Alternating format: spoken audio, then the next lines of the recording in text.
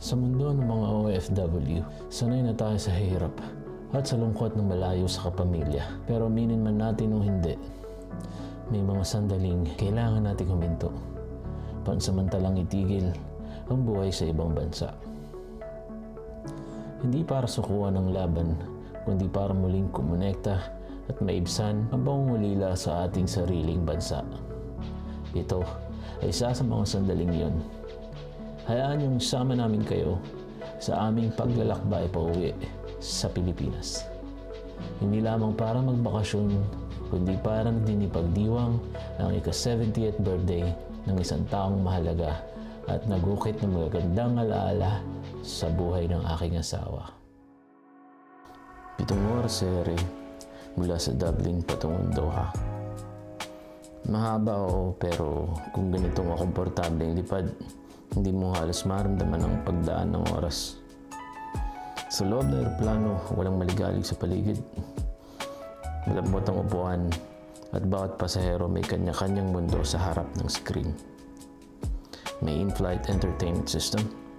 Pwede kang manood ng mga blockbuster movies, classic films at documentaries habang nasa ulap. At syempre kung gamer ka katulad ko, may sarili rin akong bit-bit Legion ko. Pampalipas ng oras habang nasa ere. Pagdating naman sa pagkain, di ka magugutom. Mainit, masarap at maayos sa pagkakaserve. May pagpipilian, may lasa, at higit sa lahat, sapat para sa isang mahabang flight. Habang lumilipad ka sa katahimikan ng gabi, maiisip mo na lang, ganito dapat ang simula ng kahit anong adventure. Maayos, hindi nakakainip, at komportable. Gabi na nang dumating kami sa Doha. Unang agenda, hanapin agad ang flight information board para malaman kung saan ang susunod naming gate. Malaki at modernong paliparan ng Doha. May mga malaking puno sa loob, parang mini forest sa gitna ng airport. Kahit 10 oras na gabi, buhay na buhay pa rin ang paligid. Puno ng mga biyahero, ingay, at ilaw. Mula rito, may isa na namang mahabang flight, 8 oras papuntang Maynila. Nakakapagod pero may halo ring excitement. Ilang oras na lang at muli namin makikita ang mga kaibigan, kamag-anak, at mga kapamilyang matagal na namin hindi nayayakap.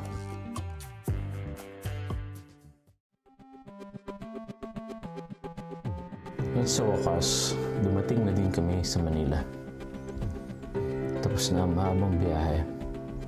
Pagbaba pala ng aeroplano, ramdam mo na agad ang init ng panahon. Ang haba ng traffic. At higit sa lahat, ang saya na nadadarama mula sa pagtanggap ng pamilya. Pagdating sa bahay, parang fiesta ng eksena. Puno ang mesa ng pagkain, alam mong matagal mo nang hindi natitikman. Lokal na bibingka, itlog na pula, donut, relleno bangus, pizza, kalamay, lechon manok. At syempre, ang walang kamatayang pansit bihon. Yung dating nakadiet, kain na lang ng kain ng paulit-ulit. At syempre, hindi pwedeng palampasin ang paggala kasama ang pamilya. Walang itinerary, walang plano. Kung saan lang dalhin ng agos, doon tayo. Kakain ng paboritong pagkain. Makikipaglaro, makikipagtawanan at magkikwentuhan ng kung ano naman. Sulit ang bawat sandaling kasama mo sila. Enjoy lang. Enjoyin mo lang ang sarap sa pakiramdam kabanding ang pamilya.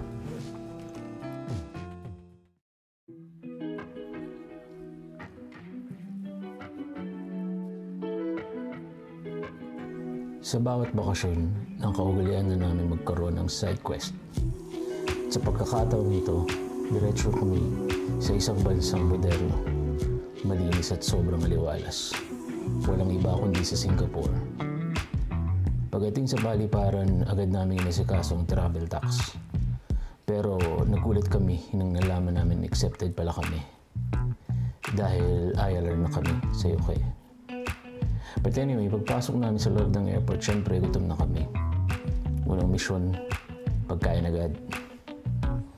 Isa sa mga lagi namin kinakainan ay Kenny Rogers, comfort food naming mag-asawa. At syempre, may ka-partner at chat time para sa tamang chill habang nag-aantay. At habang naghihintay ng flight, naisipan namin mag-practice ng vlogging. Medyo awkward kasi hindi naman kami kasi talaga nag-vlog. Hindi kami sanay magsalita sa public. Nakakahiyang kausapin ng camera habang nasa public ka. But anyway, okay lang kasi kasama yan ng adventure. So ito na nga, i-play namin dito ngayon kung ano kinalabasan ng unang vlog test namin. Here we go. Practice. Hello, good morning. Today is a beautiful... Huwag ka magtago sa akin. 1, 2, 3. Hello.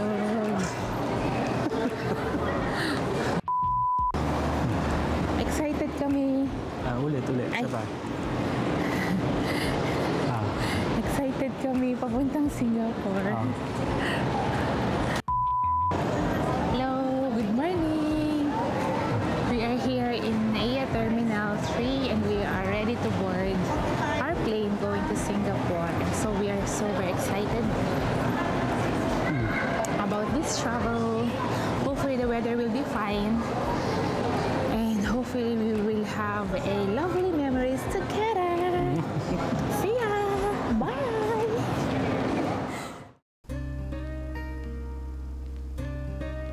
Pagbaba namin ng Singapore, wow agad. Grabe.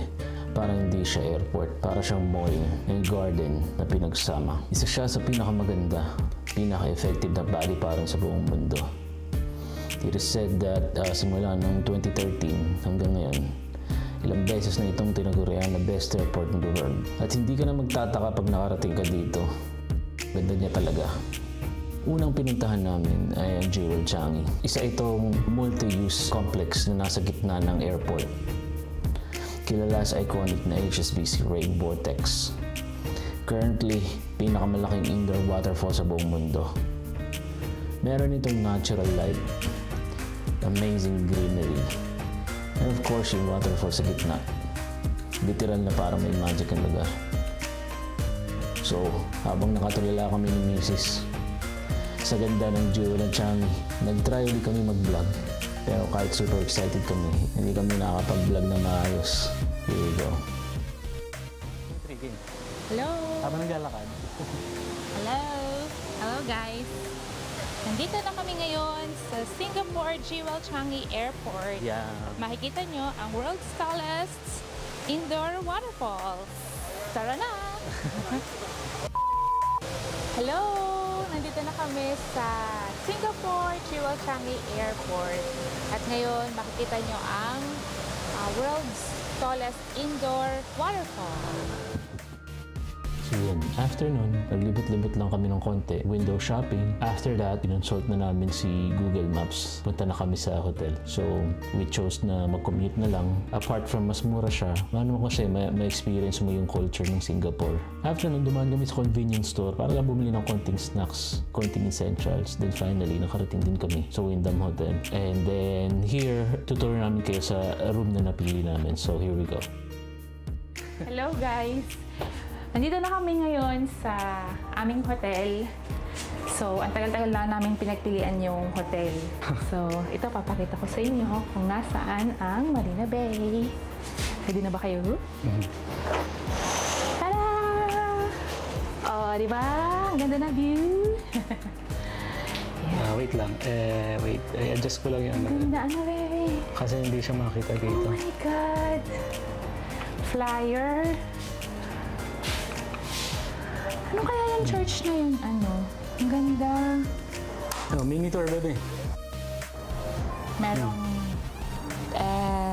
coffee machine, may desk, and then yung gusto mo mag... Ano to?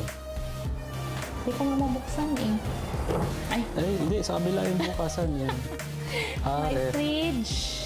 Ang luwag ng kama. So, kung halimbawa ay family of 4 with 2 kids, so kasyang-kasya. Bathroom.